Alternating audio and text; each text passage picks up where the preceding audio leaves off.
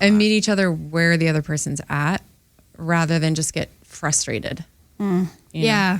I think a lot of times when I see people frustrated sexually, it's because they're wanting to get something from their partner. They're like, oh, my partner's not giving me what I desire. And but we don't know how to communicate what we desire or how to talk to each other about it. There's, like you're saying, you were speaking different languages. Yeah. And it's funny because we both thought we were talking about sex. And then once we started working with you, we're like, oh, this is how you talk about sex. Welcome to Follow Your Heartsong, where we reclaim pleasure, break taboos, and awaken to our deepest desires. I'm Rose Heartsong, bringing you raw, unapologetic conversations on sex, spirit, and self-liberation. Let's dive in. We're going to be talking about what exactly is a sex coach. And this is a question I get almost every day. And we're going to talk about how this work transforms relationships. And I'm really excited because we're going to have a raw and open conversation with a dear now friend and client that I've been had working with me for over a year now, which I'm really excited to have her here. And we're going to explore how, working together has transformed her intimacy and her marriage, and kind of dive into what the journey looks like to actually work with a sex coach. Why would somebody actually want to do that? So thank you so much for being here tonight. And we're going to dive deep into that. So if you have any kids listening, make sure that they're going to sleep. And we're going to be talking about sex tonight. So this is Follow Your Heartsong. It's a space where we explore intimacy, personal liberation, and deep transformation. I'm your host, Rose Heartsong, and we're going to be, talking with my dear sister. I'm really, really grateful to have you here. This is Zeska, a woman who is very fiercely committed to her growth and her pleasure in a really beautiful way, and her freedom as a woman, as a wife, as a mother, as an artist, and as a dancer for fun. So she's worked with me for a little over a year with her husband, and I've seen a huge blossoming in you, Zeska, in your transformation within yourself and your confidence in your voice. So thank you so much for being here tonight. Well, thanks for the invite. Yeah. So we're going to dive in, if you're okay with that. Yeah.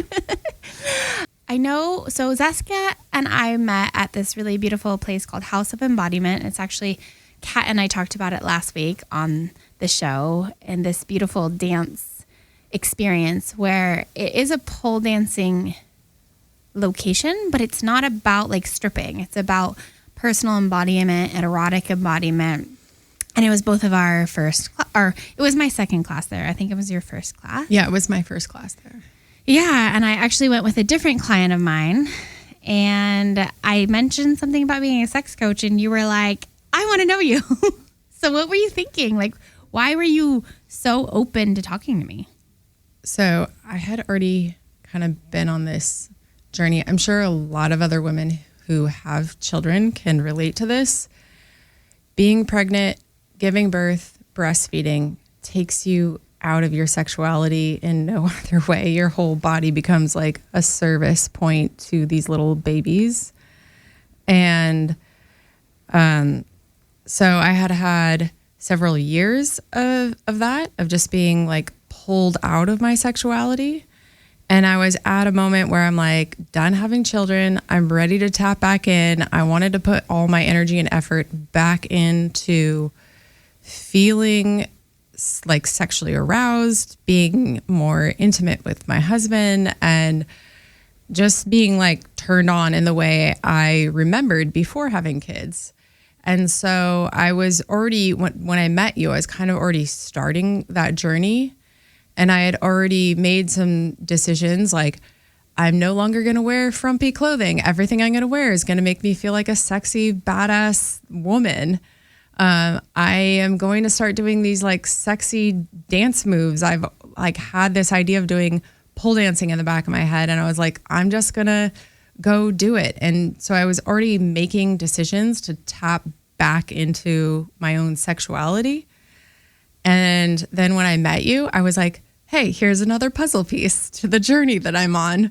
I need you in my life. And I remember like, I did not even ask any questions. I was just like, yes, I need you.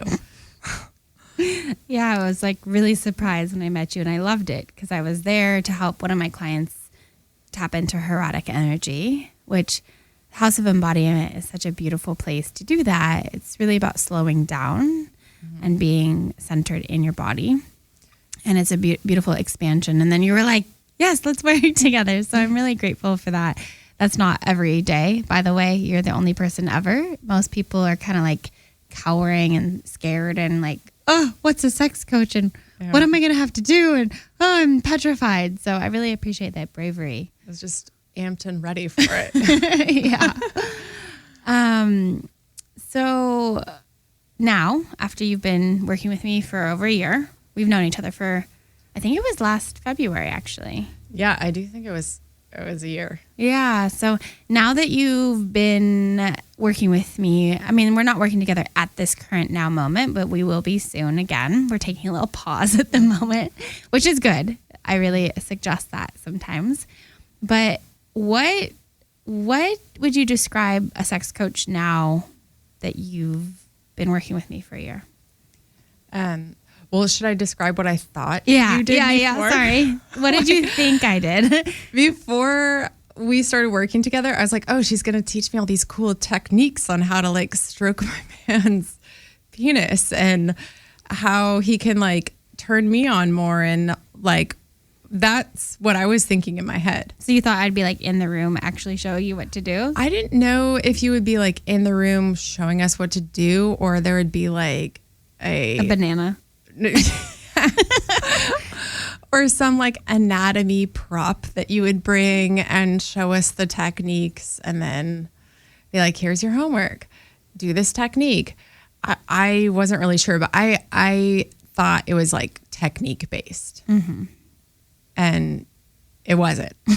It was like, let's transform your entire relationship and get really intimate and emotionally close with one another and talk about your desires and your passions and the things that turn you on and talk about it in a way that you've never talked about it before with your partner. And me and my man have been together for, it's like 17 or 18 years.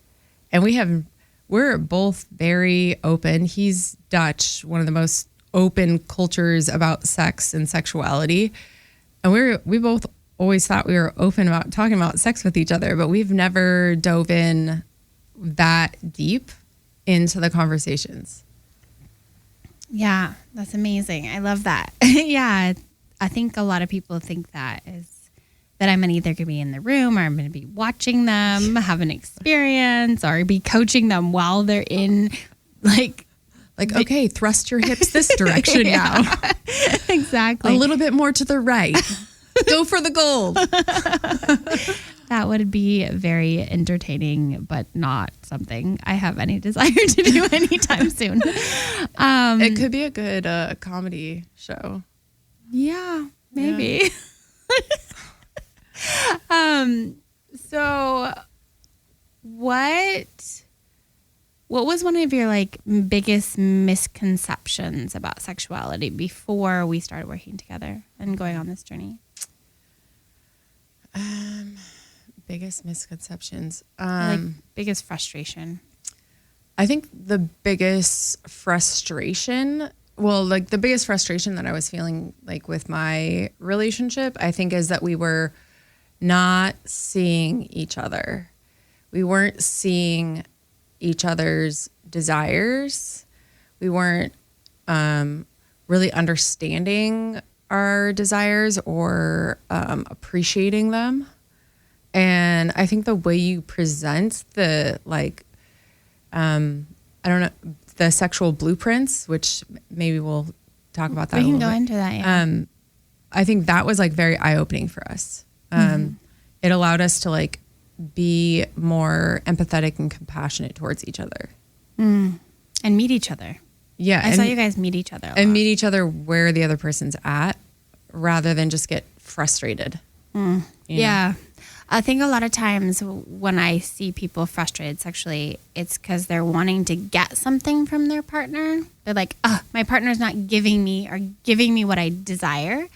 And but we don't know how to communicate what we desire or how to like talk to each other about it. Like there's, like you're saying, like you were speaking different languages. Yeah. And it's funny because we both thought we were talking about sex. And then once we started working with you, we're like, oh, this is how you talk about sex. We were doing it wrong the whole time, you know? So what were you doing wrong before? I think one exercise you had us do really kind of like highlighted what we were doing wrong very well. I don't know the name of this, but you're like, how do you want to be touched? And I was like, okay, I want to be touched slow. And you're like, okay, well, how slow is slow?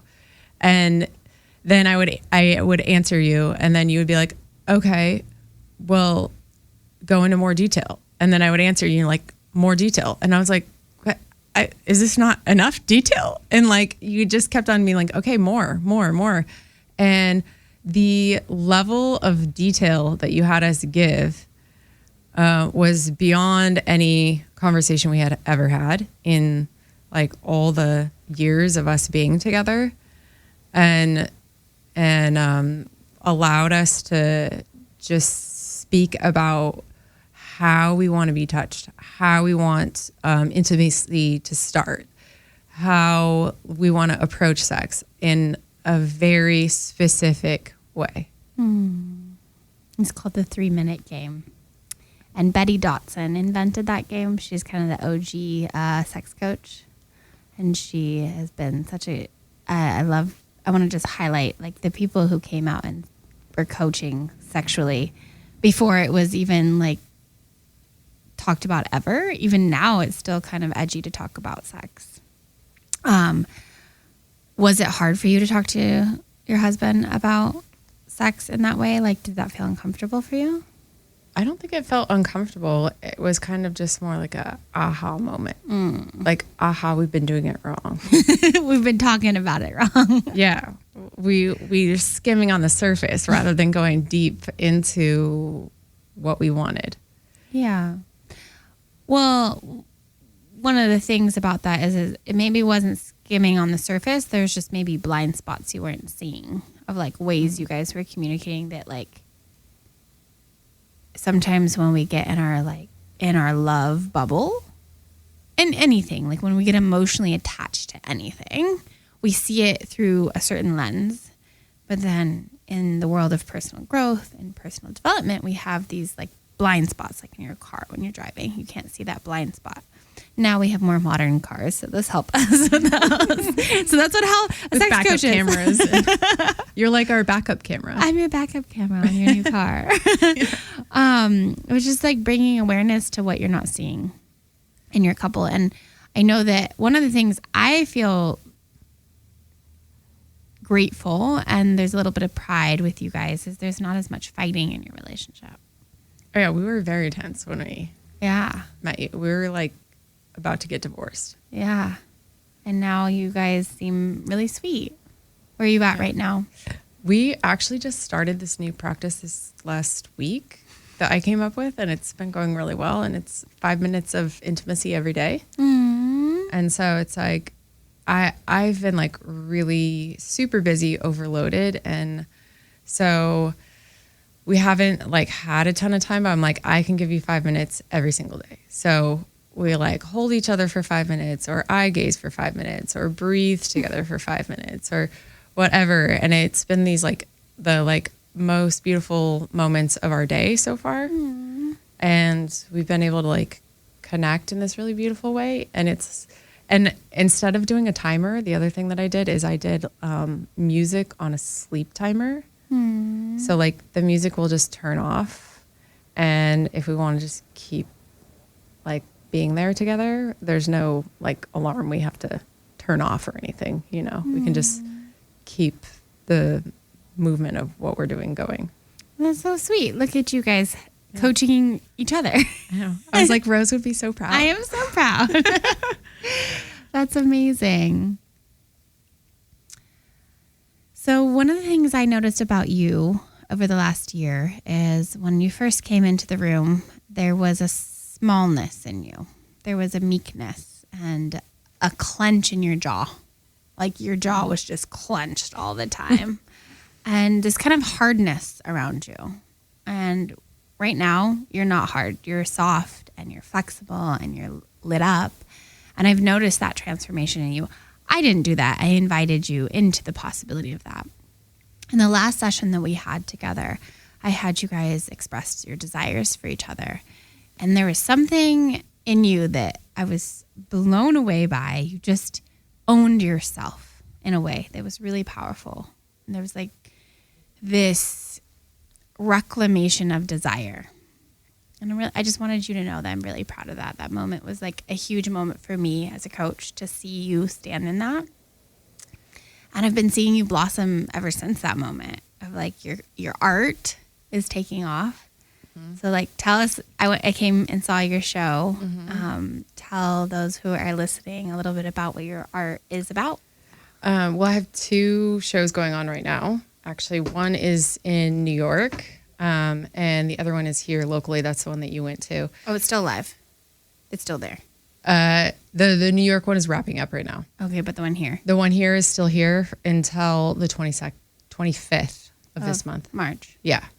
And so this is the artwork that I have there is all about reproductive rights and standing up for like owning your own body. And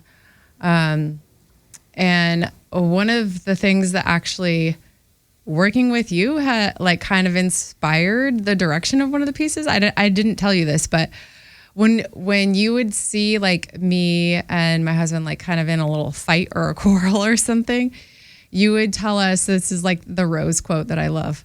The first one back to love wins. Mm-hmm. And so like how to confront confrontation with love and with empathy. And so I had one piece in my collection that is a like pregnancy suit. And I was like, if everyone could just be more empathetic towards these like pregnant bodies, then maybe we could like be able to give the rights and the freedom back to all those individuals who have lost it in the states where they're no longer legally able to make decisions over their own organs. And so my concept was that there's this pregnancy suit that simulates all these pregnancy symptoms, and the lawmakers have to wear it for 9 months leading up to making any laws.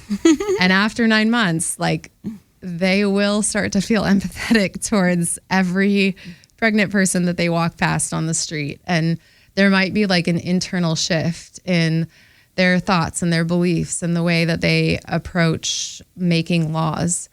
And they may be able to like maybe come into this with a little bit more compassion and empathy. So explain this suit, because first off, what kind of body is it on?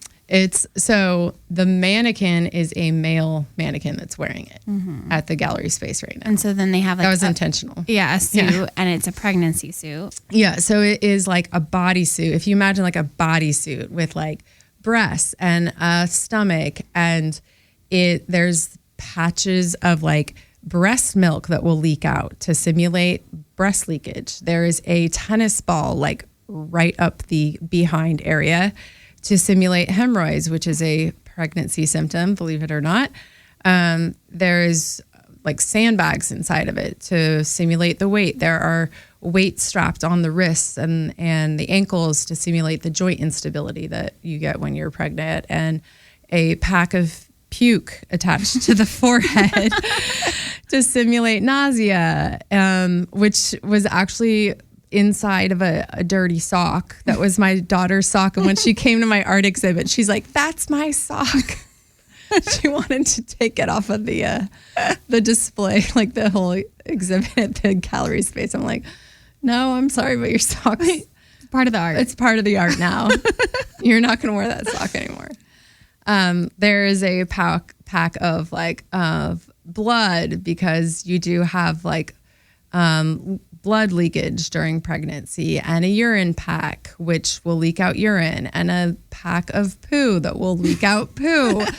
So you're wearing this for 9 months and all these things are leaking out of your body in all these places, and there's extra weight, and there's tennis balls in all sorts of places to simulate aches and pains. And it was really powerful.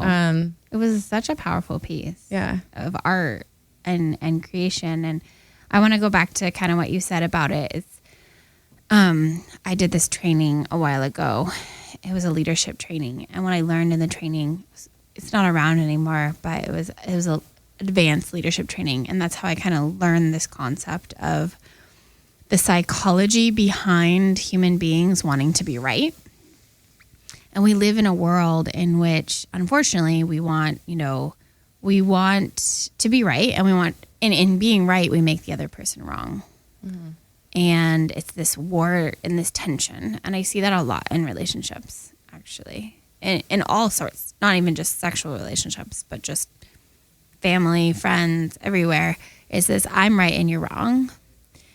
But the problem is that when you are right, you're making the other person a loser. And if there's something that you care about and that you want in your life, that doesn't feel good for both people. It doesn't feel good to be right, and it doesn't feel good to make somebody a loser, the person who's losing. Well, I think they also just shut down. Yeah, too. Everything shuts down. So, when we're protesting civil rights things and we're screaming, like the other side is going to shut down. Yeah. We're not hearing each other. Yeah. We're not listening. Yeah. We're not communicating in a way that we can hear each other. And then we're not listening because we're shut down. And so what I came up with through a collection of different people, one of them was actually the sex coach that I did my sex coach training through. Her and her husband spoke about it, and Marianne Williamson and A Return to Love spoke about it. And then also I'm working on a Mary Magdalene project, which is about returning to love. And this combination came together. And so I was like, well, if we're right and we make the other person wrong, we both lose. Mm. And how can we actually both win? And that's back to what you were saying, is the first person who returns to love is actually the winner. Because when we radiate love, when we're not pretending to be loving or being fake and inauthentic, which we can always feel, right? Mm-hmm. When we're actually being in our hearts and being in our love, it really invites the other person to step into love as well. And so I didn't know that art piece was created at that. That's cool. You were like part of the inspiration for that project. I was challenged to try to cause change in the world with an art piece that somehow fit around the body. Yeah. And that is what I came up with. Yeah, it was really potent. I've never seen anything like it. And then I had another piece that was a prison uniform. And on the prison uniform was a whole bunch of words in almost like prison type black lettering. It's like a bright orange jumpsuit. And part of the words is like, stop imprisoning my uterus. And then that mannequin was also wearing a uterus fanny pack that was giving the middle fallopian tube. And it said mine inside the uterus. And there was little sperm laws trying to get inside. And a whole bunch of larger sperm laws at the feet of the mannequin, intentionally done in primary colors to represent the primary rights that I'm asking for half of the population. Yeah. Well, thank you for your work. Thank you for being bold enough to say something in your own way. Yeah. And, being in that boldness, like, that's what I've seen shift in you, like this boldness. Like, you've claimed that. You've stepped into that. You do your homework. You show up. You are very committed. Like, in all areas of your life, I see you very committed. And that's beautiful. So thank you for being that way. So with the sacred return to love, right? This commitment to being in love first. How's that helped your marriage?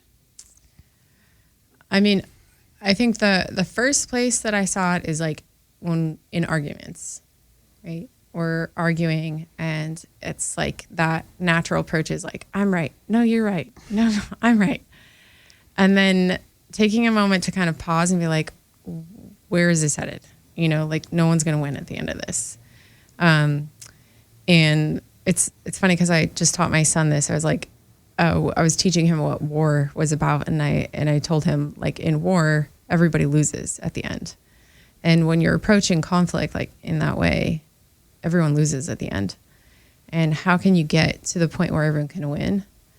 And so it is, I will tell you the first few times are pretty hard to take that step back in reflection and pause and say like, this conflict is not headed in the direction we want it to be. No one's going to win if we keep this up.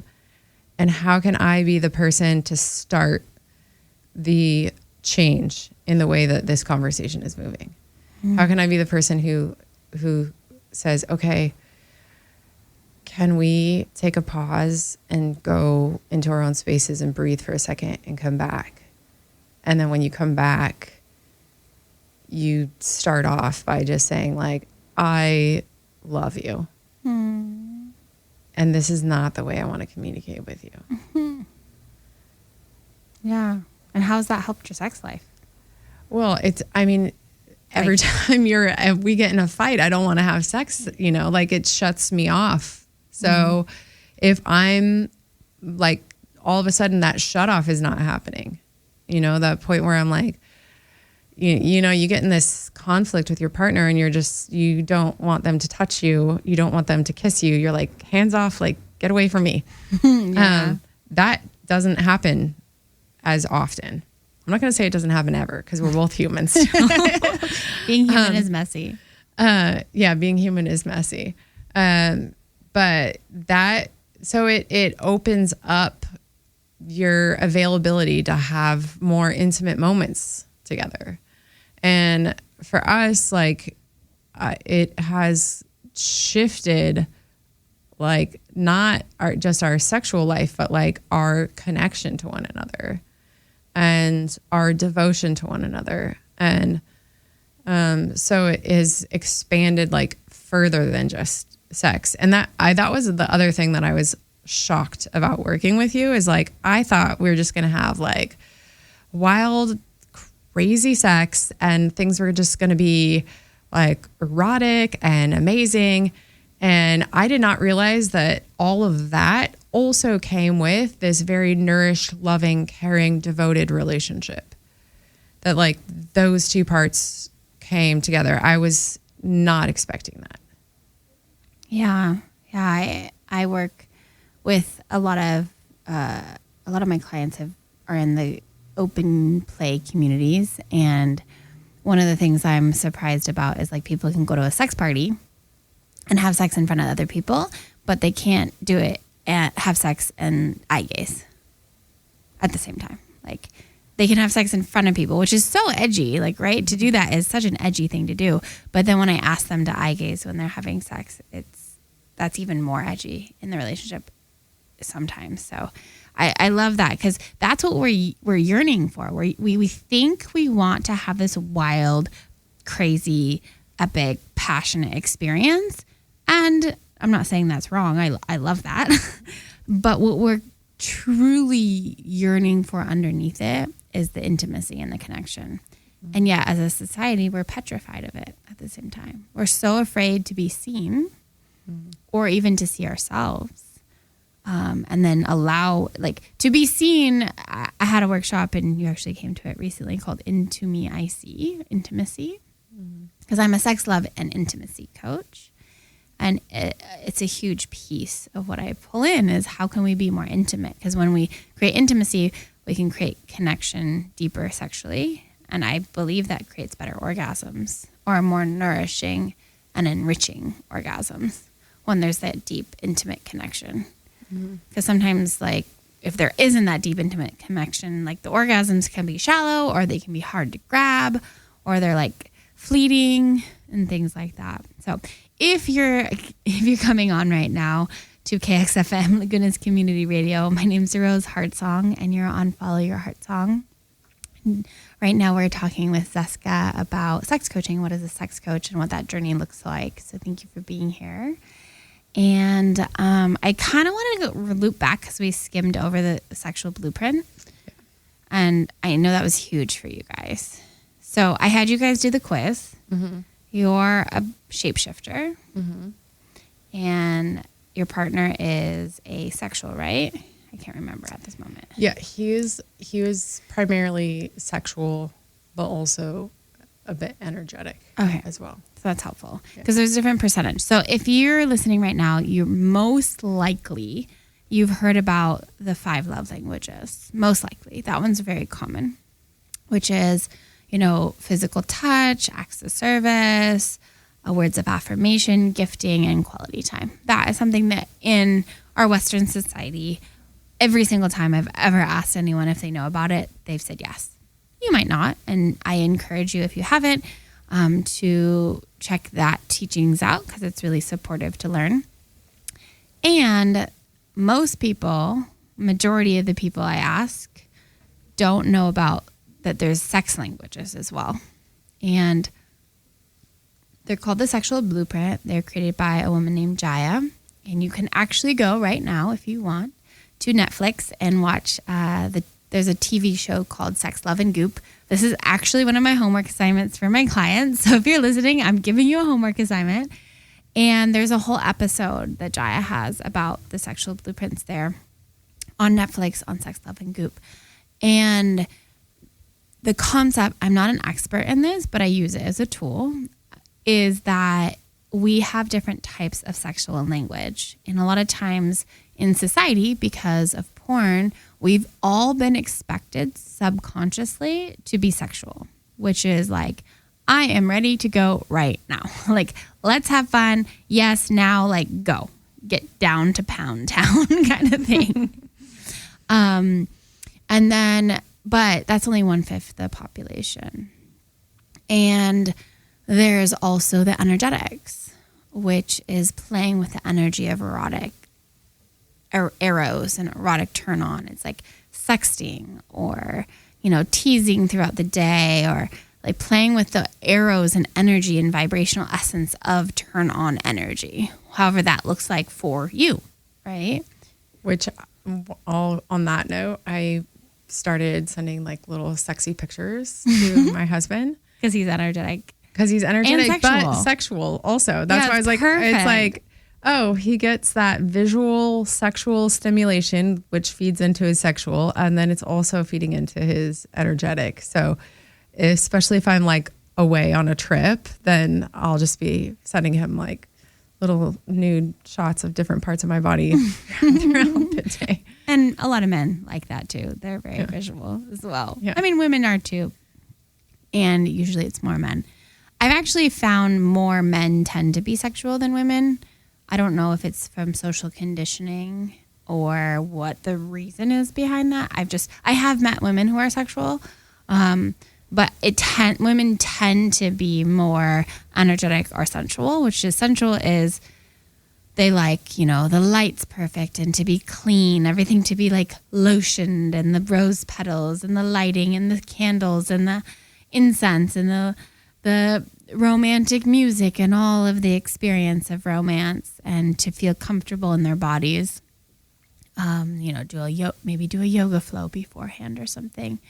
And then there's kinky, which is whatever is taboo for you. So some people, kinky is doing it doggy style. That is super kinky. Other people, they're like tied up in chains in a dungeon, and that is super kinky for them. And there's everywhere in between. I'm a kinky, just so y'all know. And it's funny because, like, for me, I try a lot of varieties of weird, bizarre things, but I have a hard line. I don't know if you know this, actually. You might. I have a hard line with fluids. Like, Oh, you have told me. Yeah, this I'm a before. no with any kind of fluids. And my best friend had a baby for a while, and she would like squirt people with her breast milk, and I would get so grossed out. Yeah, you would hate wearing my pregnancy suit. No, the pregnancy That is suit not was for you. not for me. But that's a hard no for me. So like, even if you're kinky, there's certain boundaries. Like every single one has a boundary, right? Every single blueprint. And then there's what you are, which is an energetic or a shapeshifter.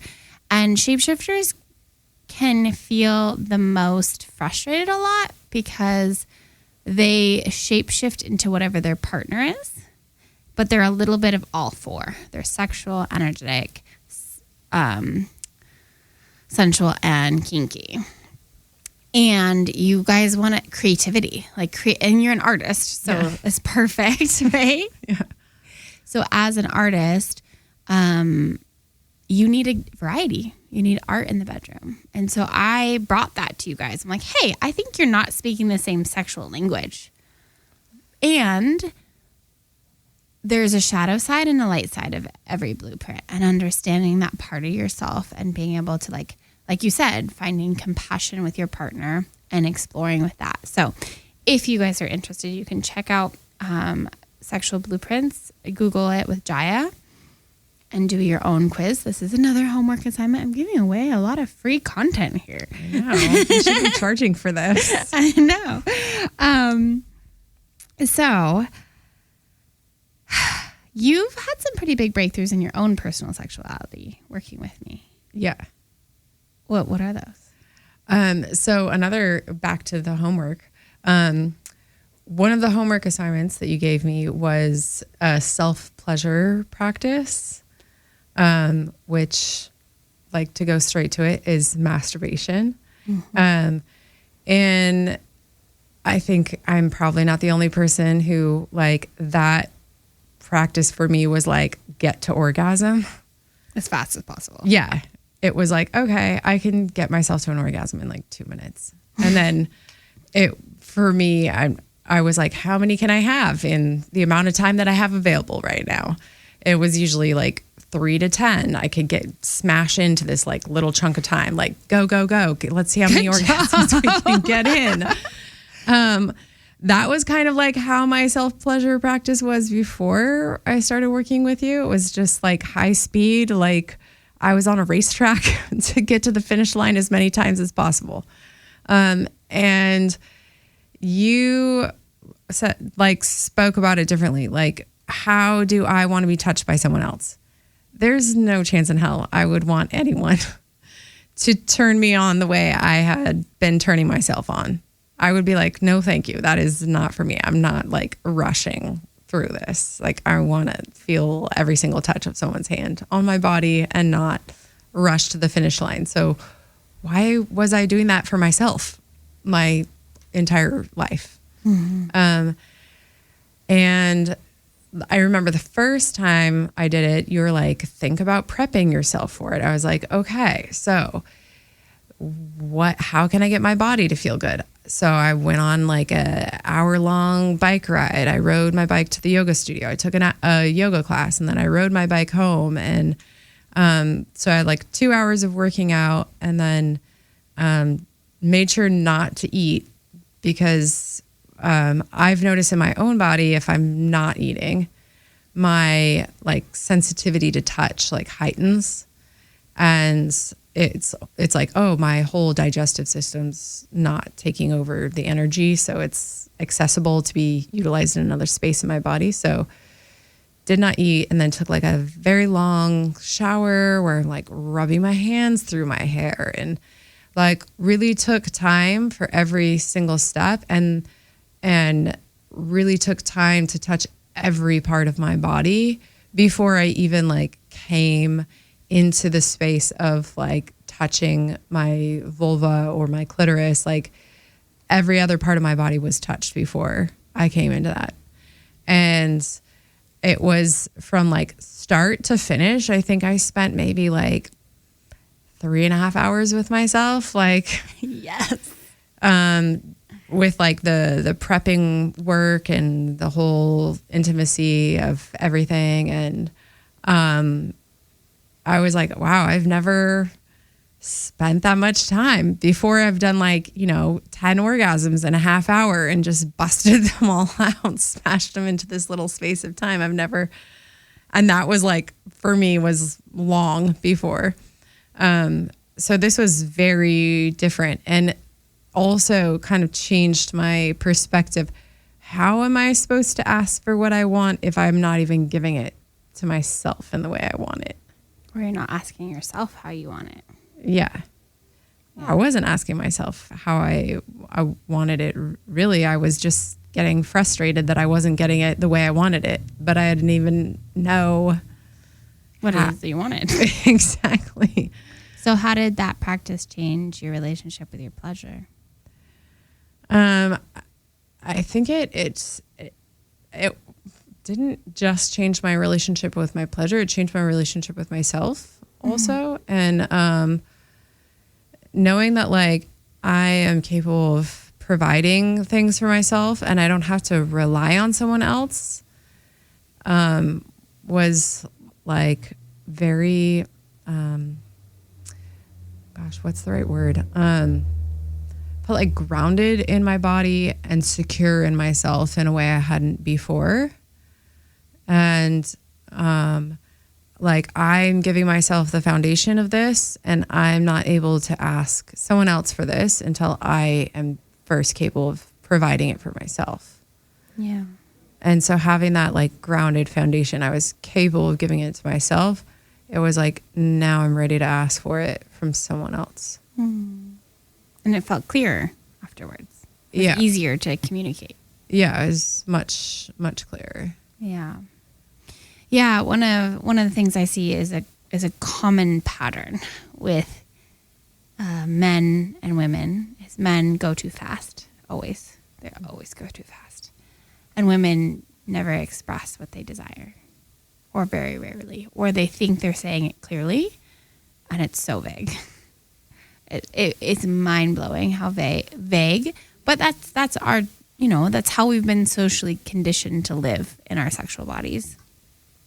Through religion and porn and, the very limited sexual education that we've been brought into in this world, layered with lots of shame on top. So unwiring that, rewiring that and changing it, I think I told you guys this after 17 years of marriage, you guys are in a groove, really deep groove in your sexuality. And so my job is just to kind of come and break that groove up and be hey, look, you can try something different. And if it works, great. And if it doesn't, then that's no problem. At least you tried it and you knew that that's not right for you. So that's really awesome. I loved what you said about it changed a lot of other areas of your life. It's powerful. Thanks for sharing so openly.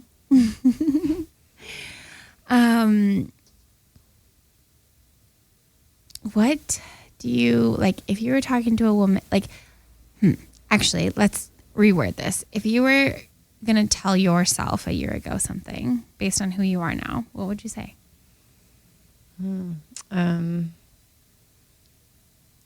I would say don't be so harsh in the way you're speaking to your man. Yeah. And it's funny because before we were working with you, we were working with a couples therapist and we weren't really getting anywhere.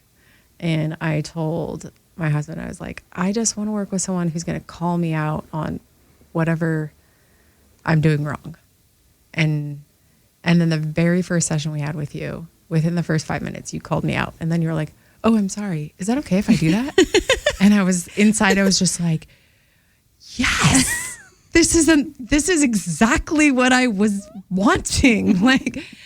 There's no way I'm going to change if I don't have someone pointing out what needs to be changed. And our couples therapist was not doing that. She was listening with compassion and care, but there was no shift and there was no saying, this is what you're doing wrong, which is what you did right off the bat. And the first thing that you called me out on was, I think I was speaking harshly to my man. And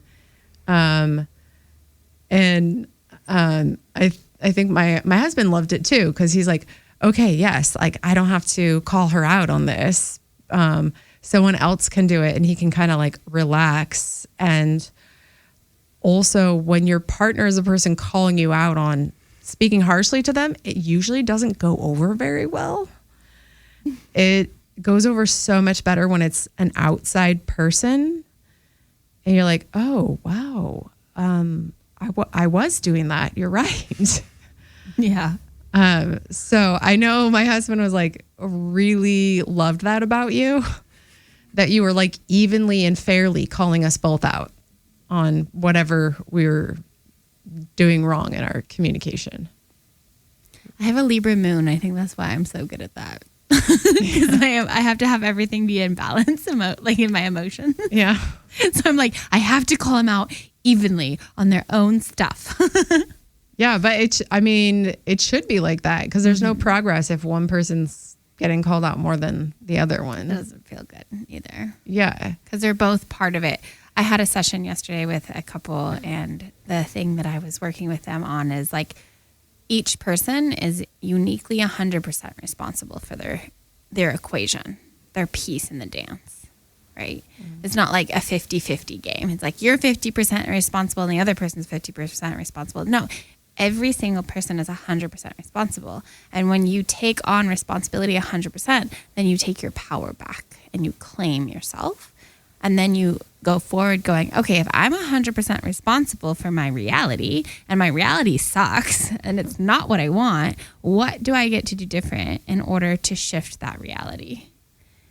And when we do that is when we own our power, and then we can create magic.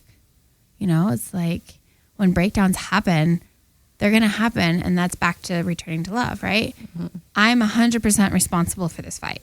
Not he's being a total head and rude to me and it's all his fault. And then we're a victim, right? And then when we're a victim, we get small and we lose our power and we collapse.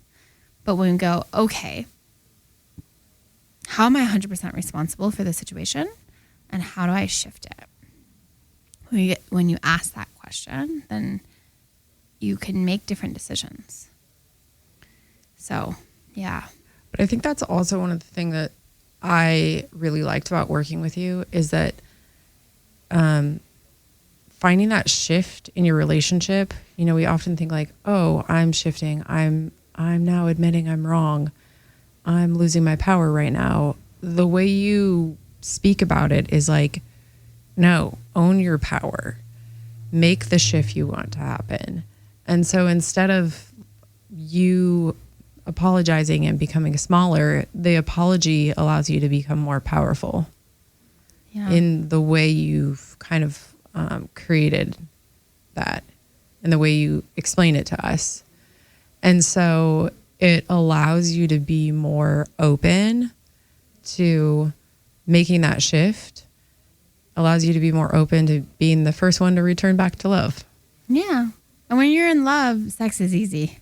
Yeah. It really is. And when you learn how to communicate it, right? Like that is a piece. It's like when you drop those defenses and then you're like, hey, like getting curious. Because a lot of times, one of the things I'm working on right now, and we're going to wrap up in a minute, but is an online program for women specifically, because I work with couples. I love working with couples.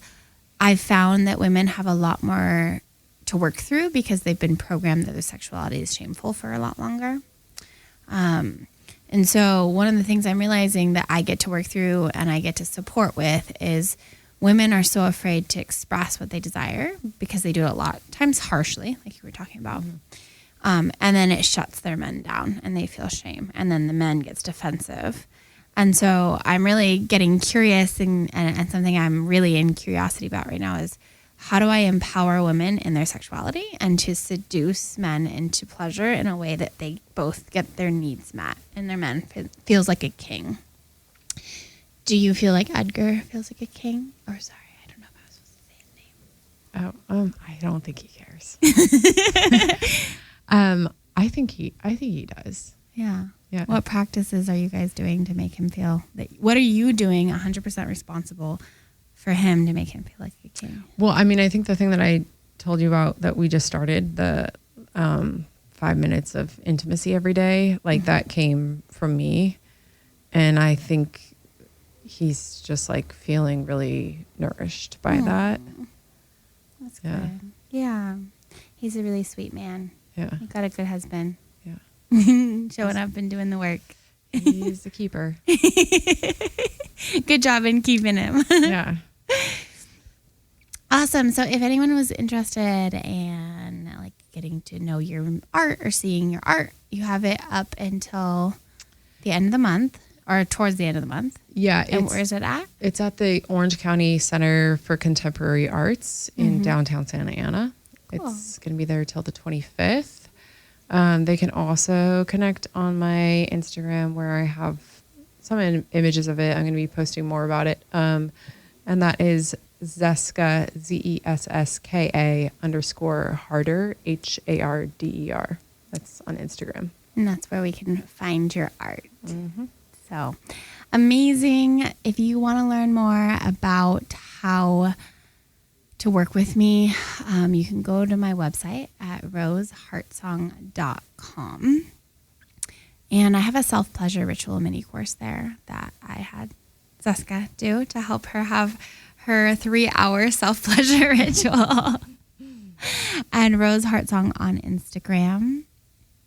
And yeah, I'm so incredibly nourished and proud. I love working with people like you that every time I see a shift in you, I just feel so nourished and lit up and so in my purpose and so grateful to have the opportunity to have this experience. So thank you for showing up. I can't do the work I do without the people showing up and saying, yes, I'm ready for this transformation. Well, thank you, because our relationship has been really completely transformed.